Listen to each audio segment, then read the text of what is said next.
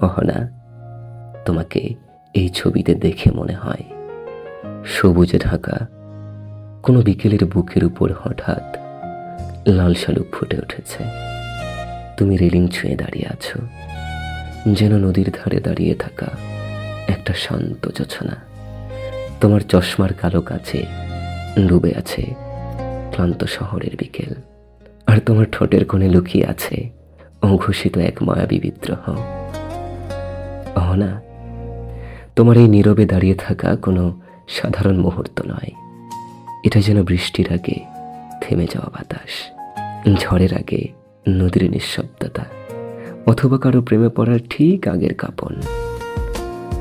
তোমার লাল পোশাক মনে করিয়ে দেয় সন্ধ্যার শেষ সূর্যটাকে, যে ডুবে যাওয়ার আগেও আকাশকে আগুনে রাঙিয়ে দিয়ে যায়।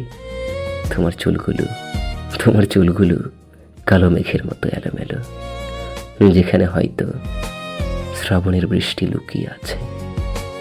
তোমার মুখের প্রশান্তি দীর্ঘ যুদ্ধ শেষে ফিরে পাওয়া কোনো শান্ত গ্রামের মতো।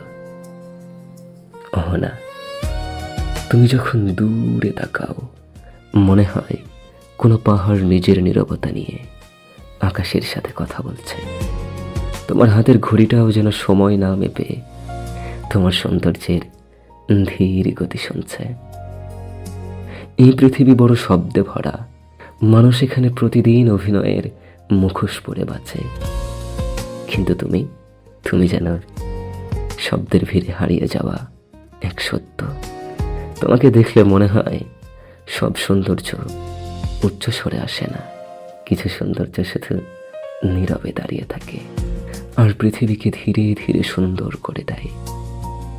অহনা, তুমি হয়তো জানো না, তোমার মতো নারীকে দেখেই কবিরা আবার কলম হাতে নেয়, নদী আবার সমুদ্রের স্বপ্ন দেখে, আর ক্লান্ত মানুষ এখনো প্রেমে বিশ্বাস করতে শেখে। অহনা, তুমি হয়তো জানো না।